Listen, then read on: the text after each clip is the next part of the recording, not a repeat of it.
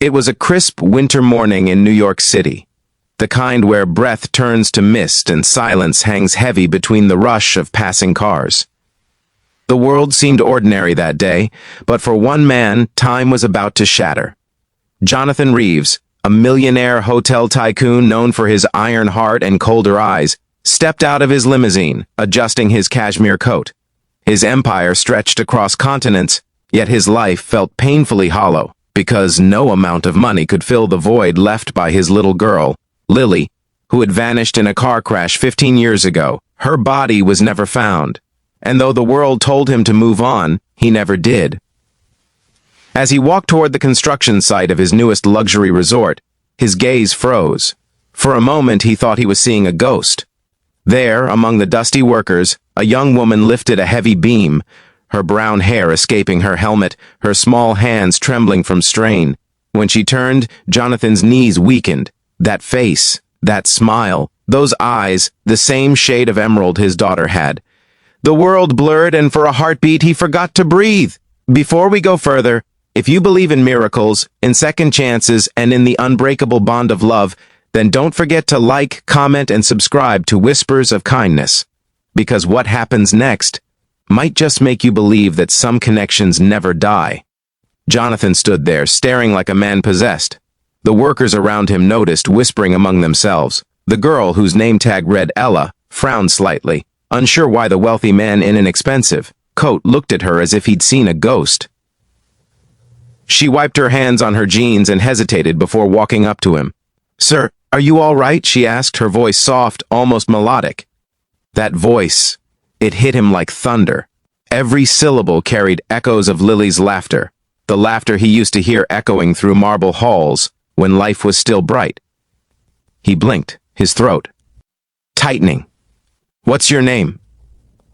"Ella, sir. Ella Carter." He forced a nod, but the world inside him was spinning. The way she stood, the way she tilted her head when she spoke. It was Lily, down to the smallest mannerism.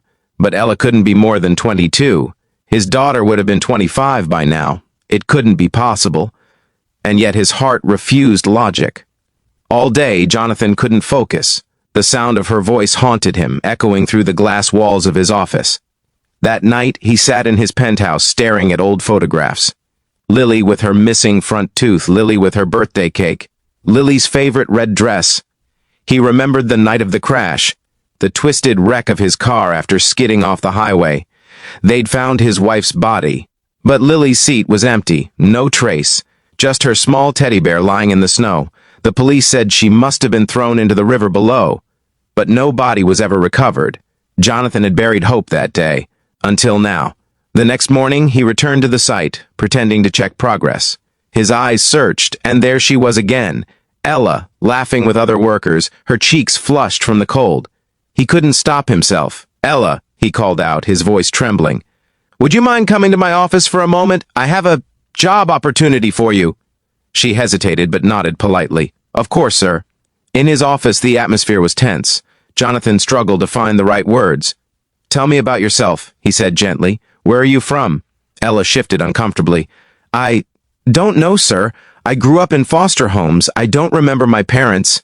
The earliest I can recall, I was maybe 6. The police said they found me near a riverbank after some accident, but I never knew more." Jonathan's world stopped. A riverbank. He leaned forward, his heart racing. "Do you have any birthmarks? On your shoulder, perhaps?" Her eyes widened, startled. "How do you know that?" He swallowed hard.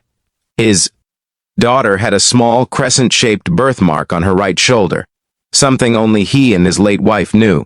His hands trembled as tears welled up. "Ella, please, may I see it?" Slowly, hesitantly, she slid down her jacket, revealing the faint birthmark in the exact same place.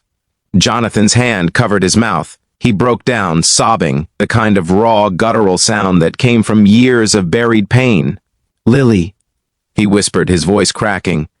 "My God, you're my Lily." Ella froze, backing away. "No, that can't be right. My name's Ella. I don't remember anything before the accident." But Jonathan wasn't hearing her. He was lost between disbelief and joy, between grief and rebirth. He reached out, gently cupping her face. "You have your mother's eyes. Her smile, everything. You're my little girl."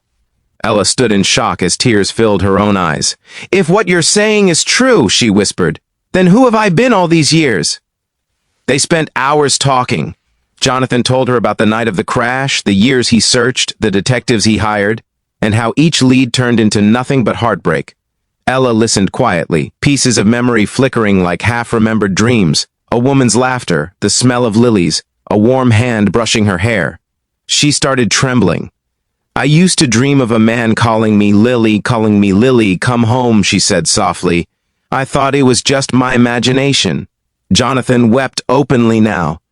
"No, sweetheart, that was me. I never stopped calling for you." He wanted to embrace her, but she hesitated, unsure if she could trust this man whose face was so full of desperate love. "Sir, I need time," she said finally. "It's too much." He nodded, his voice breaking. "Take all the time you need, just don't disappear again."